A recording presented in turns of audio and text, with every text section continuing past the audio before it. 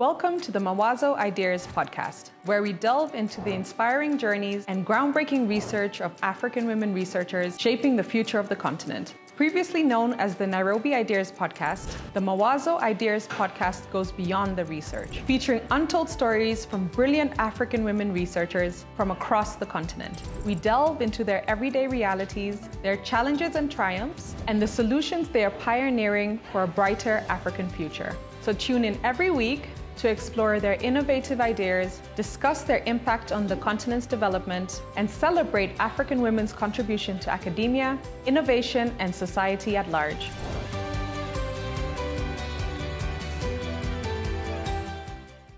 Hello, everyone, and welcome to another episode of the Mawazo Ideas podcast for this season, which is our season 7. Season 7 of the Mawazo Ideas podcast touches on the theme Navigating the Future, the next generation of African researchers, and addresses the critical challenges younger, skilled generations face as they seek employment, particularly in research and academia.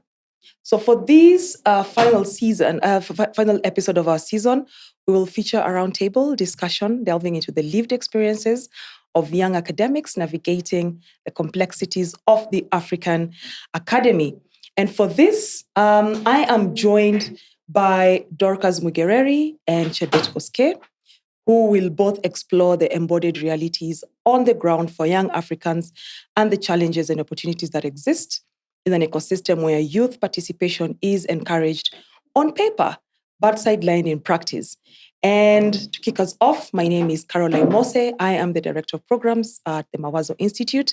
And we'll just immediately go and I will ask our guests for today, beginning with Chebet, to introduce yourself. You might tell us a little bit about yourself and what your journey in academia has been like so far.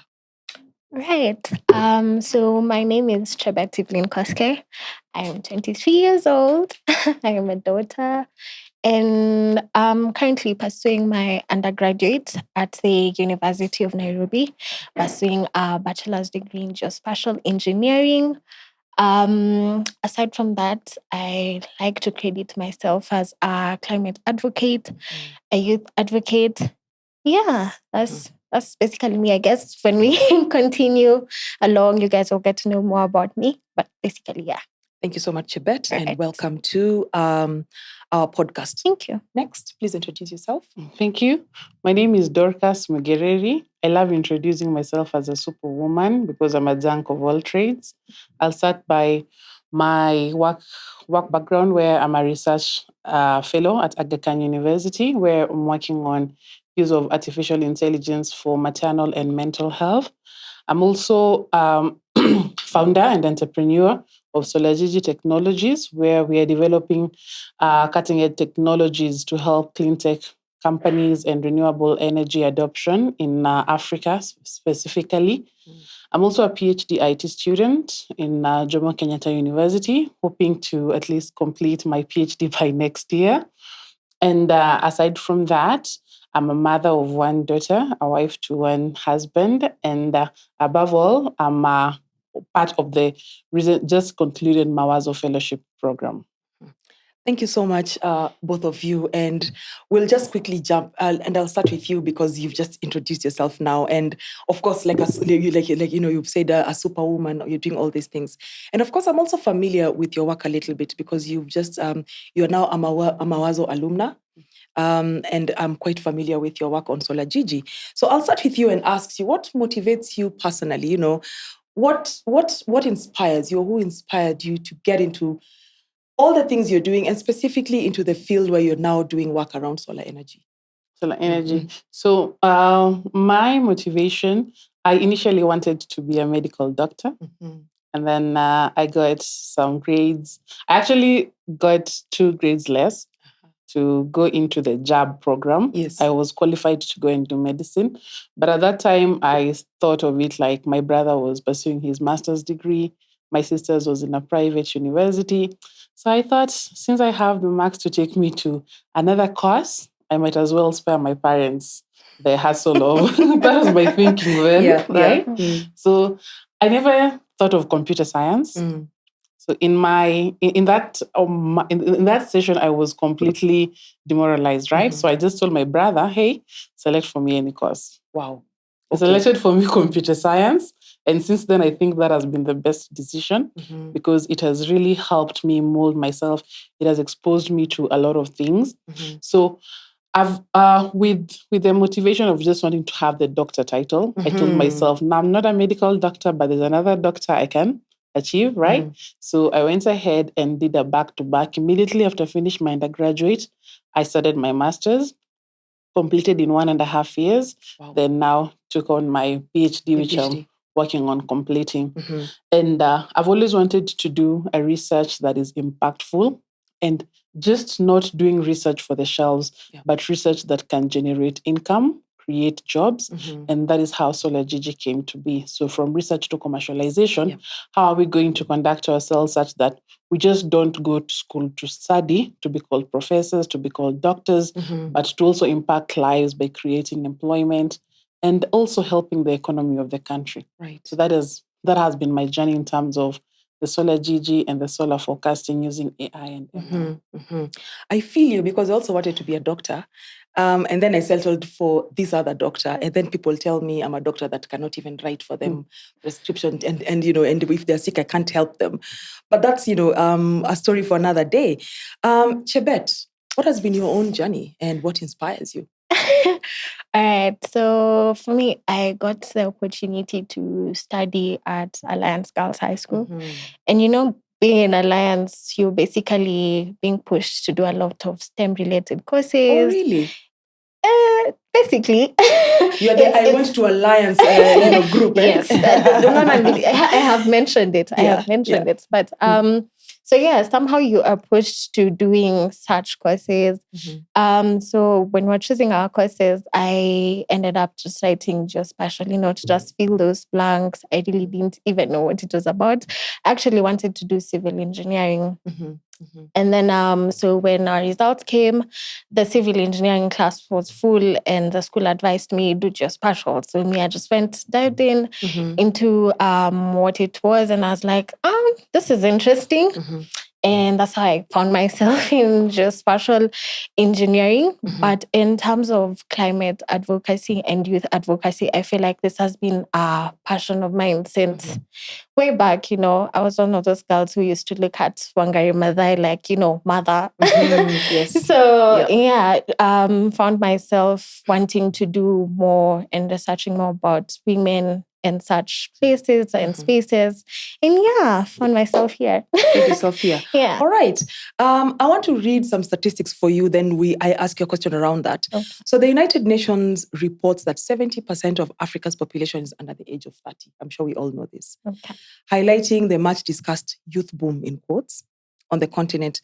Despite this, a significant gap remains in access to education, opportunities for leadership, and youth-driven development. Right? So in your view, what steps should be taken to position young people at the forefront of development initiatives and solutions? And I'm asking this because, of course, we are all Kenyan and we've all just come off the June Gen Z movement, which some people argue is gone, and some people say it's ongoing, etc. So this actually brought the issues of youth onto the forefront. Yeah. We've got a youth bulge, we've got all these young people. How do we then bring them to the forefront of leadership, to the forefront of research within the academy and even in general in society? I'll start with you. Okay, so one of the things I might have not mentioned during the introduction is I'm also into politics. Yes, I know, yes, right? Yes, I know. I was waiting for that for you to. Yes, I'm very active in politics. And one of the key things that I have observed also from my experience is that the older generation still believe they need to hold the youths, right? They have not yet gotten to a point to accept that we, the youths, can get to these positions and do probably better than them. So you'd find them holding shield on us and not allowing us to move beyond a specific point, right? Yes. And then when it comes to certain, if it is research, if it is politics, if it is the social aspects, right? One of the limiting factors, especially for the youths, is access to resources. Without resources, research is expensive, right? Yes. It's very difficult for me to just wake up one day and say, I'm going to do this research without resources to collect the data, to do the analysis, right? Yeah. It's very difficult for me one day to just come and say, I'm going to do this in terms of the society because it needs the resources, right? So we also have a mentorship gap between the elderly generation and the younger generation. So we don't have people who are willing to handhold the youths, show them the right steps, and push them to these levels, right? So that is one. Actually, I'm a victim of that. Yes. Right? I'm a victim of that, where you find an elderly person telling you, you're a young girl. They call me Kasichana. Yeah. You still have a long way to go. So you shouldn't be in a hurry, right? But for me, it's not about being in a hurry, right? It's about the youth's voice being heard. Yes. Right? And for me, I don't think the Gen Z movement is just something that has gone astray, right? It is something that will come back very strong in this country. Yes. Because it's high time we, the youths, talk and walk the talk. It's just not about talking, but I'm very sure it will come to a point where our voices must be heard. And that also, such kind of a platform like today, we are young people, right? Yes. This is one of the ways where the young people's voices can be heard. Right. You are giving us a platform for us to say what we think, right, what we need as youth. And this part it's part of an advocacy, right? To help us now tell the people we are there, we exist, and we want to do this and this. Please support us, regardless of our age, regardless of where we come from, because we are capable. Yeah. Chebet, what do you think?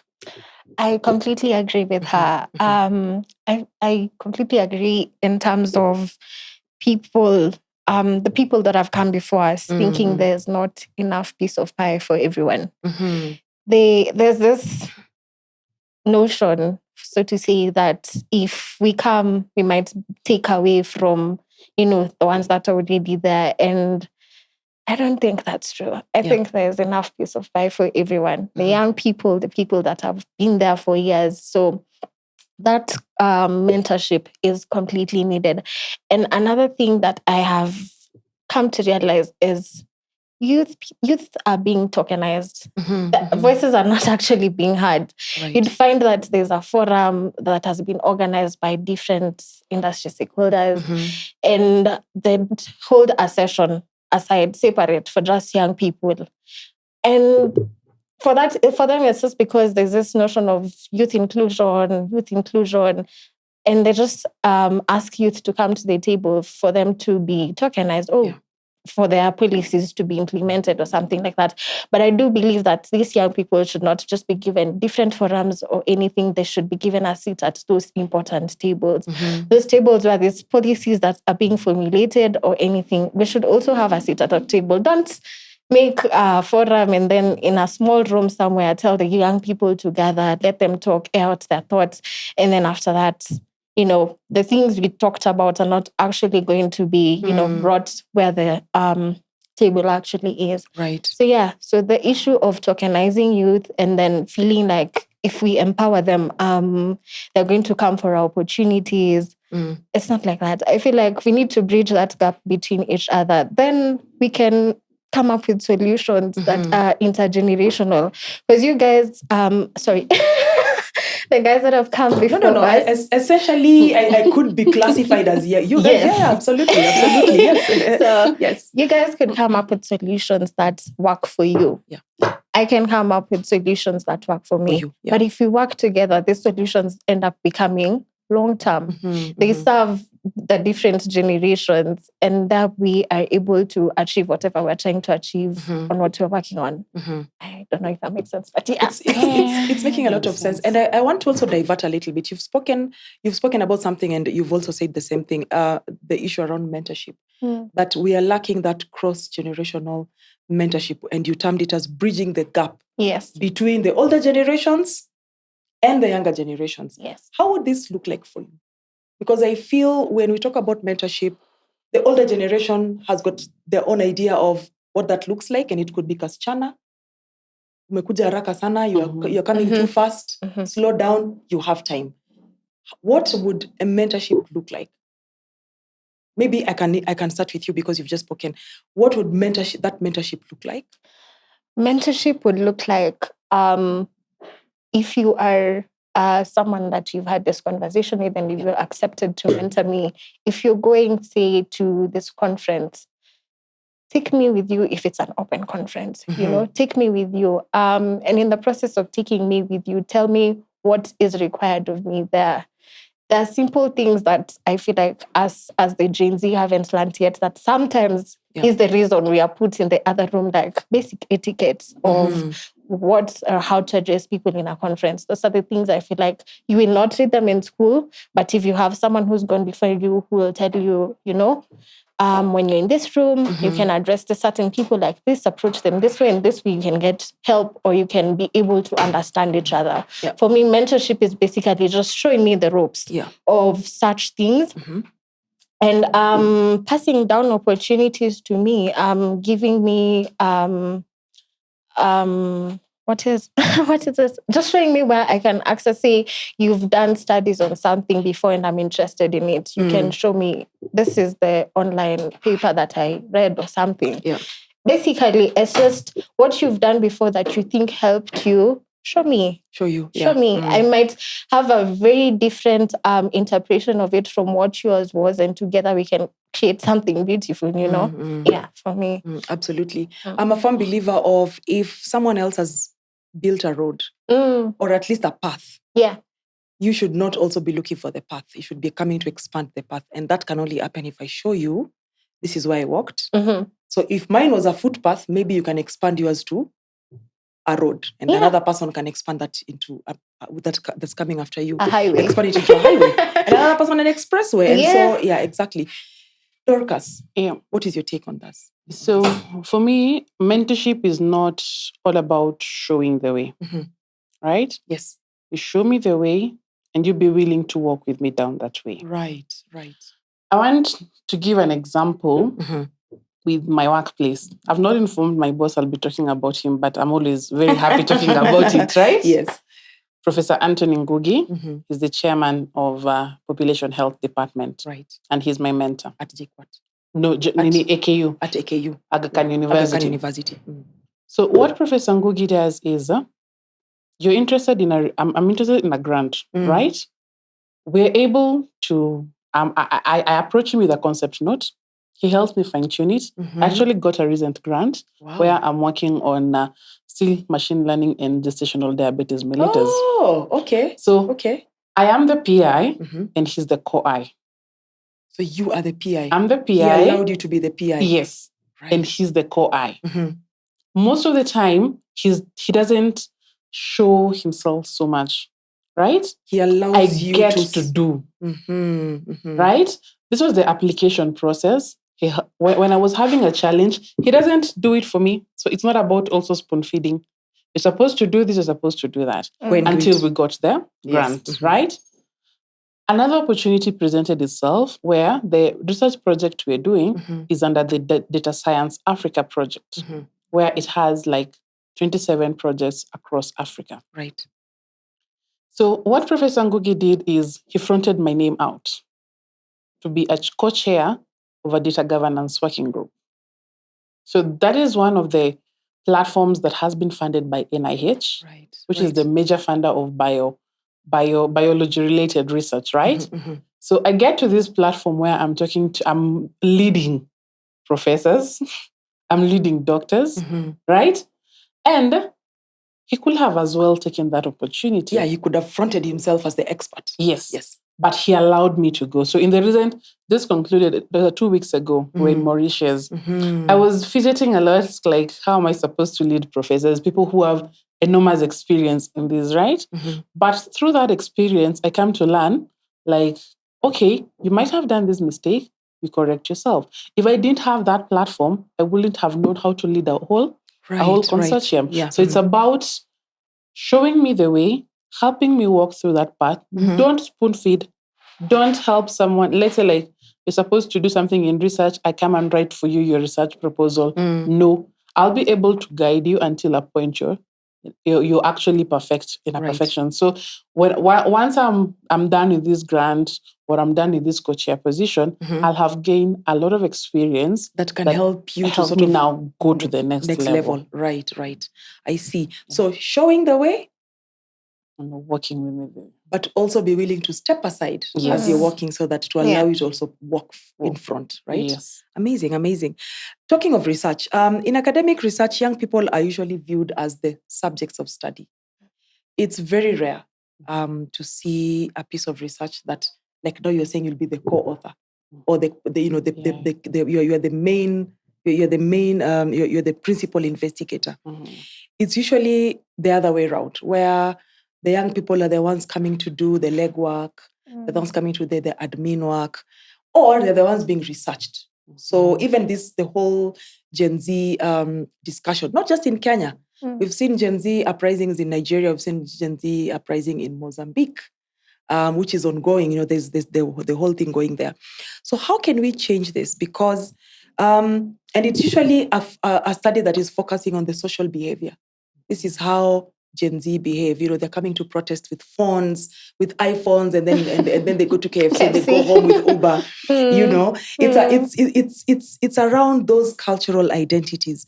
How can we then change this so that young people are not just subjects to be studied and subjects that are being reduced, into these caricatures of what youth looks like, but viewed as experts. Like now, people are beginning to see you as an expert in your own right, How can we do this? And I know we've spoken a little bit about mentorship, but how else can we shift the narrative from youth as the subjects to youth as, the principal investigators, youth as the people standing at the forefront?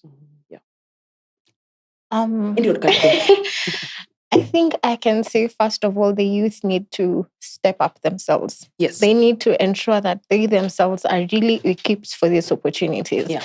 I think they usually say greatness is where opportunity meets preparedness. Yes. Yeah. So these young people, we need to prepare ourselves for such opportunities. If it's upskilling your CV, if it's adding on to your CV, doing the small courses. Right. If you need to better your CV, better it. If you need to study more, so that in case an opportunity arises, you're prepared for it. You're able to, you can have confidence to say, I can do this on my own, or if with little help, I can manage to be the lead thought on this, So I think the first step is for the youth to, first of all, equip themselves to the best of their knowledge in whatever field they are in. And then I feel like you people can have the confidence even to hand over such opportunities to us. For me, I think that's the major reason. I think you can go ahead as I think.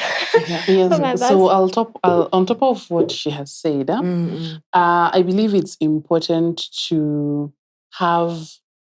I don't know if it's right to go the policy way, right? Because in research, right, I'm also aware there are certain grants I may not get because they need some level of, let's say, like experience, right? They need some level of if you're to hold a grant, let's say like $1 million, and they just can't give you with no track record. You need to have a track record, sir. Right. So one of the ways we can help the youths, me included, build that track record. Number one is by enabling us or providing us a platform to be part of the core researchers. Right. Secondly, I'll mention what Mawazo does. What Mawazo does is also part of CV building, right? For the young researchers like me. Yeah. Right? It's not a grant that is quite restrictive. But once I get such kind of a grant, also with the Emergent Ventures grant, I put it on my CV. Someone will say, okay, even if the amount is very little, she has a track record of getting grants, and she's able to now deliver the next step. Because like I'm from getting this bracket 0 to 100,000. It's easier for me to move from 100,000 to 200,000. So we need to build also that track record, and also having such kind of platforms like as I mentioned, the Mawazo platform, Yes. is very important also to help the young people build on their profile, Right. know what this in research, what exactly happens, right? In research, 10% of the research or 10% of during that research process is the actual research. The other part is how do you get the grant? How do you manage it? How do you manage the team? Yes. And we can only get that experience when we get now these opportunities that are less stricter and enable us to now build on our that profile. muscle. Yeah. Okay. Yes. Anything else you'd like to add? Not really. Not really. I think what Yes. you've said is And adequate. to just, I also want to throw this back. When you say that young people should also do a bit of upskilling, you upskill your CV. What else can young people do that they have the power to do? Before now, we put the onus on the mentors, the older generation, to also pull in, their weight. What else can young people do?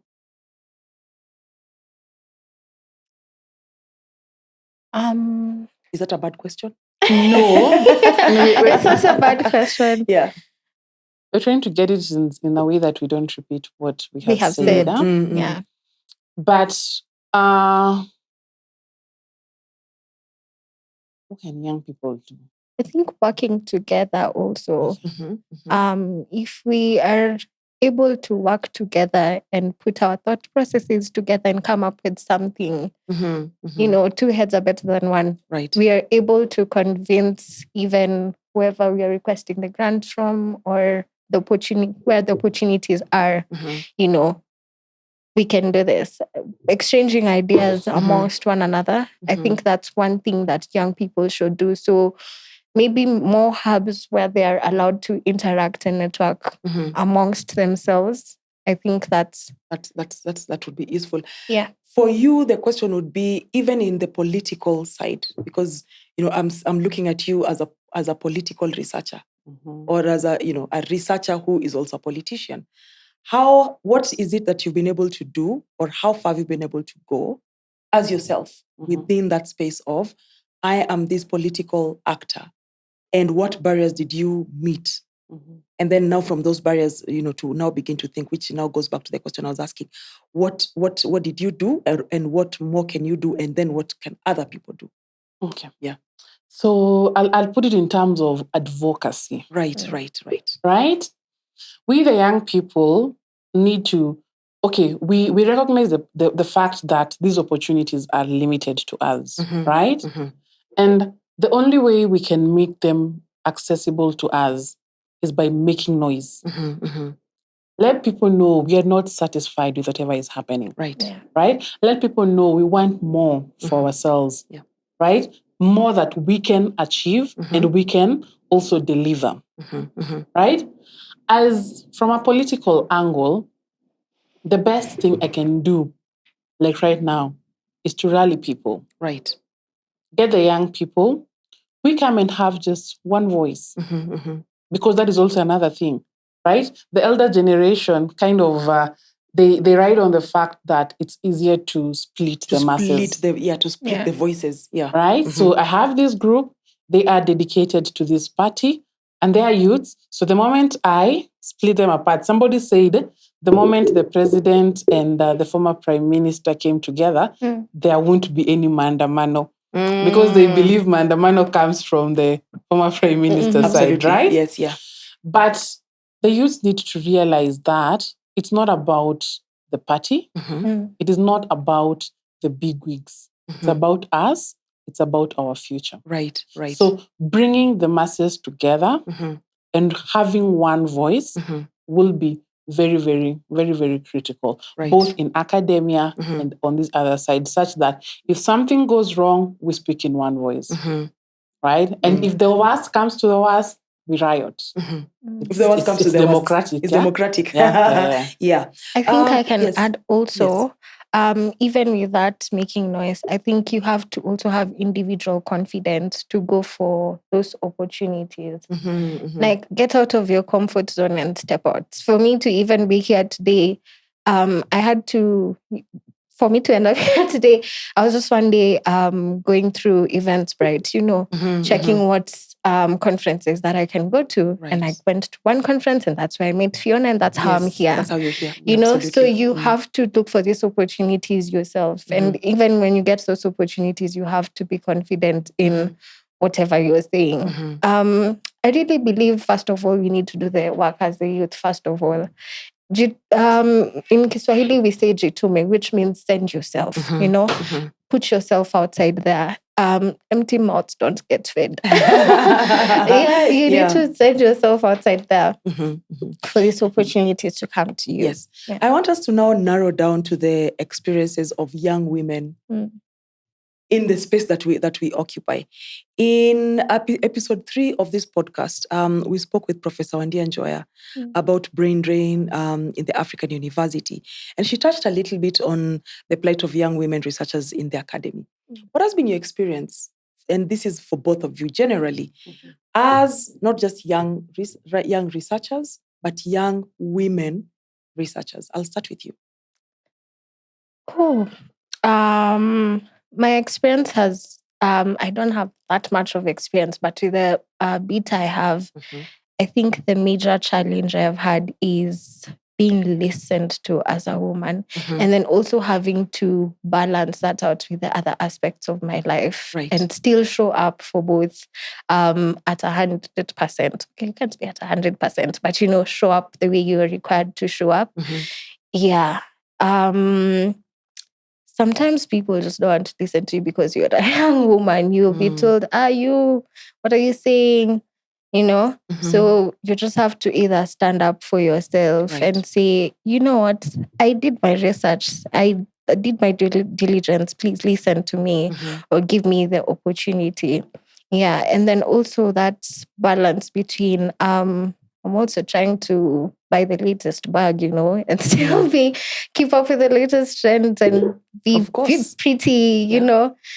There's that bit where it becomes a bit challenging when you're trying to also focus on your studies and keep up with everything that's happening in the world. I think for me, those are my challenges as of now. Yeah. What about you, Dorcas? Being, you know, a slightly, you know, a step ahead of Chebet, now about to complete your PhD, having had a bit of more experience. What has that been experience been like for you? Okay. It hasn't been quite smooth. But one of the things I came to realize is we need to speak out. I know how to make noise. Yes. But also speaking for the general masses, right? Yeah. We get to a point where we feel extremely frustrated, right? How do we get out of that? How do we show people that, you know what, Naeza, it's not about what you think, it's about what I think, right? Absolutely. If I just give a small story, right? Particularly the political one, I can say I had a woman challenger, right? The academic one, tutangangananga now, the way it comes. So during that time when I was vying, right? I was vying against the sitting MP.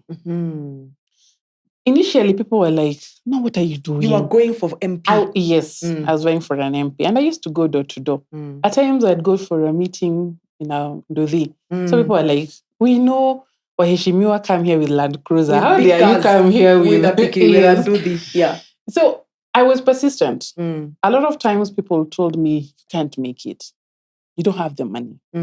I was persistent to a point. My first attempt, right, in national politics, I got to be heard by the then deputy president, who is the current president. He's actually the one who told me, "Dorcas, you're stepping down because of point A, B, and C." Wow. And also the point of now being a young person and you're a young woman, you're ambitious, you'll come to... You still have time. You still have time. You still have time, yeah. Right? It was a gruesome experience. And also what put me down so much was the finances. Right. I was like, I don't have the finances to fight two big muscles, right? So I stepped down. I was given a seat by the president, a nominated MCA. Yes. The same MP I stepped down for went and got rid of my name from the nomination list. Yeah? And he was like, "You have a career. You see? So it was such an experience that has taught me now as a woman, you fight me, I'll fight back. Right. Right? There's no point of showing weakness because the moment you show that weakness is the moment they will exploit it. Right. That happens in academia, in other social life. So as young women, we are supposed to, and also having these platforms to share our experiences, right, will help somebody else know, like, if you fought this, I can also fight my battles, right? And we need to step up and now be not afraid of anything anyway. Yeah. Right. And now that links to the question I was going to ask next. If you were to give advice to the older generation in all spheres, whether it's academics, whether it's in the political sphere, because I think all these spheres are in many ways interlinked, and reflecting on your own personal journeys, what advice would you give the older generation? The advice I'd give the older generation is not to view us as their competitors. Right? We are in this research space, right? You see me writing grants. You shouldn't feel like she's coming to my space because sooner or later you will be out of that space. At some point you'll have to move out. Yes. And I'll have to come in. Also, I will have to move out and create space for another someone person. else. Yes. So to ensure we don't have that gap in the different generations, don't view me as your competitor.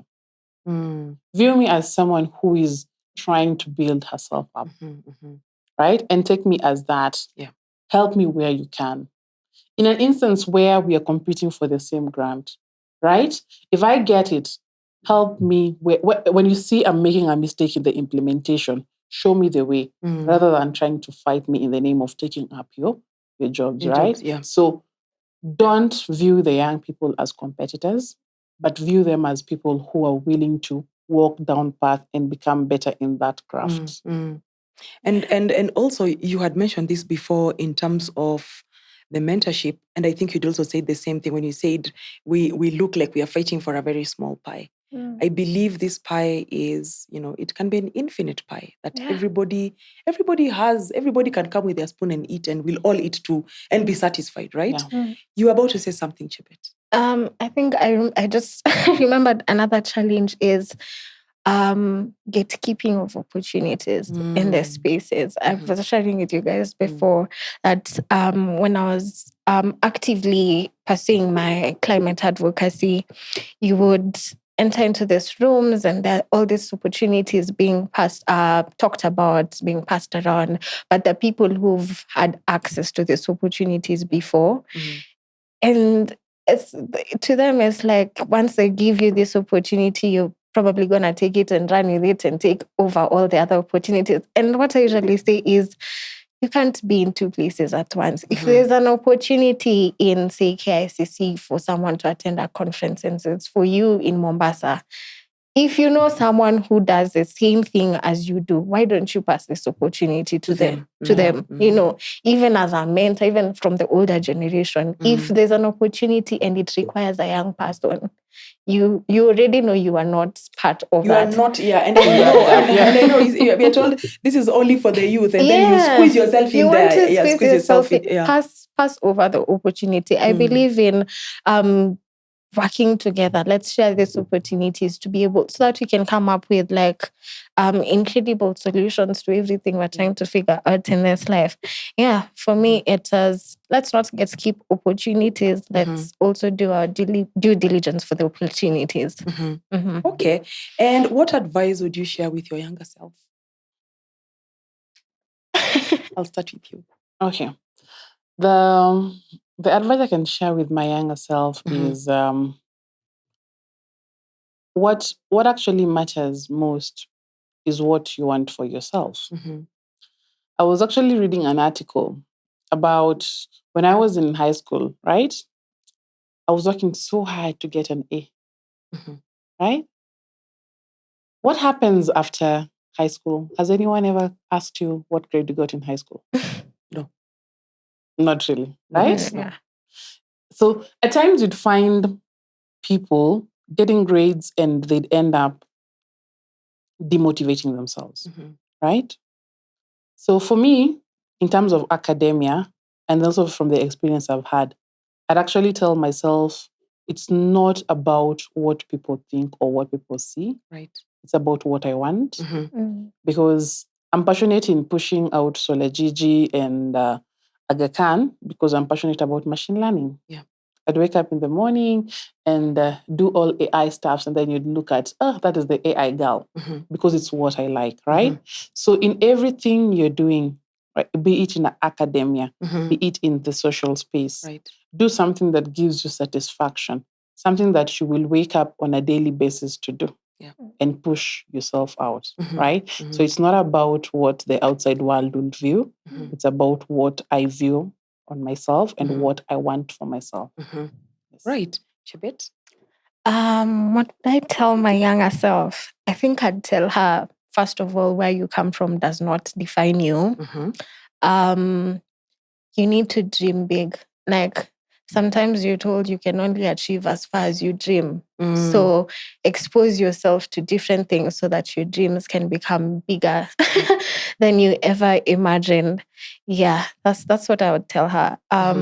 You're not defined by where you come from, and keep exposing yourself so that your dreams keeps expanding. Keep learning so that your dreams keep expanding. I think that's what I would You tell your younger I self. would tell my younger self. Yes. Final one. You've spoken of dreaming. So Chebet, 5, let's start from 2, 5, 10 years from now. Right. Who is Chebet? What is she doing? Where is she? Chebet. Now that we are dreaming. Now this is a dreaming exercise. Who is she? Yes. Chebet is a geospatial engineer working for a company that deals with carbon credit verification, hopefully. Chebet is a climate advocate who has gotten the opportunity to MC a lot of corporate events in terms of climate and youth advocacy. Chebet is a mom. Chebet is a mom, a wife, and a sister to my friends and the community that I've had built by then. Yes. And I think I want Chebet to be a mentor by then. Yes. I want to be able to mentor someone to, work in whatever career path they want to, or just empower them to be confident. And yeah. Dorcas, as we look forward to calling you Daktari, 2, 5, 10 years from now, who is Dorcas? What is she doing? Where is she? Okay. So in the next few years to come, Dorcas will be a voice of change in this country. That is one thing I'm set to do. Dorcas is going to be an entrepreneur, right? She's actually one. She's one already. I'm actually one. So I'll speak in 3 things. Yes. My career, my startup, and in politics. So in terms of my career, Dorcas is going to be one of the big names in tech in Africa. Yes. I'm already making the inroads anyway. That's true. It's always good to... No. This is actually true. Yeah. It's always good to always acknowledge what you do. So Dorcas is going to be one of the big names in tech in Africa, a voice of change, a voice of reason to most of the people. That is in terms of my career-wise. In terms of entrepreneurship, I envision to have a company the next 5 years. At least I have like 10 employees, right? Because I don't want to just be told Dorcas was here, then she left us. No. I want to be told that Dorcas was here, she's impacted on these lives, these families are happy because of Dorcas, right? So I'm intending at least to take Solajiji to the next level where we have at least 10 employees within the next 5 or 10 years. And then when it comes to now the political space, in the next 2-3 years, Dorcas will be a parliamentarian, right? Yes. Who will now be talking on behalf of the youth, on behalf of the women, right? I want to be that kind of person who... I'm from Dandora. I'm born from Dandora, right? And every time I go home, people tell me, Dorcas, just know, we're looking up to you. Yeah. If you give up, we're likely to give up. If you stay strong, we will also stay strong, right? So I want to be that kind of leader who shows people the way who will also create these positions for people and opportunities for and people opportunities to for come. people to come Mm. and grow, Mhm. right? Because as Chebet has said, we're always told the moment you get to 30, it's no longer about where you came from. You're the background. Wow. Okay. Right? Okay. Yeah. So I just turned 30 this year, and I'm Mm. like, I'm now someone's background because Yes. I have a daughter. Yes. So I have to Absolutely. create a very stable background for her, Mm. right? So I want to be that reason in this country, Mhm. and not just going for politics to make a lot of noises to be heard. I want to impact lives. You want impact.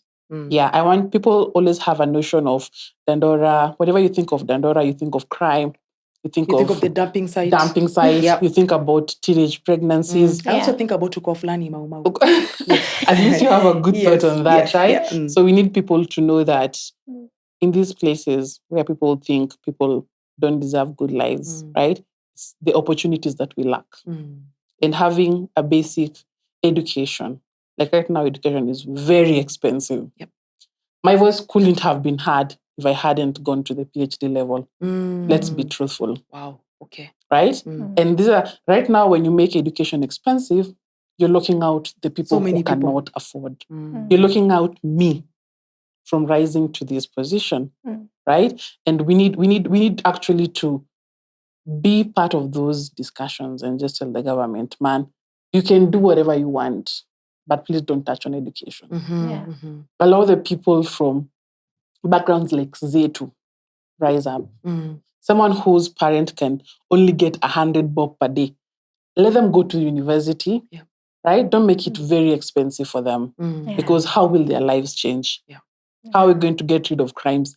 People who are in the slums, you'll go and we have graduates.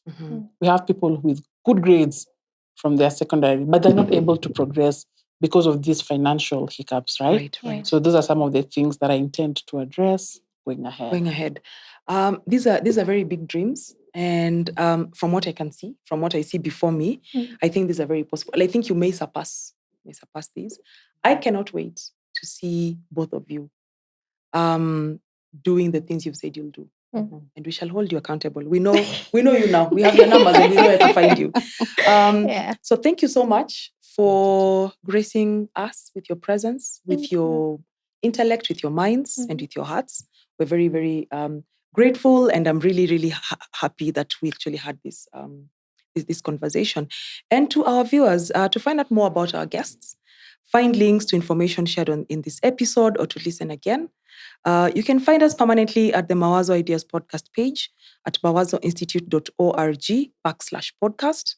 And you can subscribe to the Mawazo Ideas podcast on YouTube, iTunes, Spotify, Stitcher, Google Play, or wherever you get your podcasts. Mawazo Ideas podcast is brought to you by the Mawazo Institute, a women-led organization supporting early career women researchers as they work to find solutions to local and global development challenges. Thank you very much, and see you on the next one.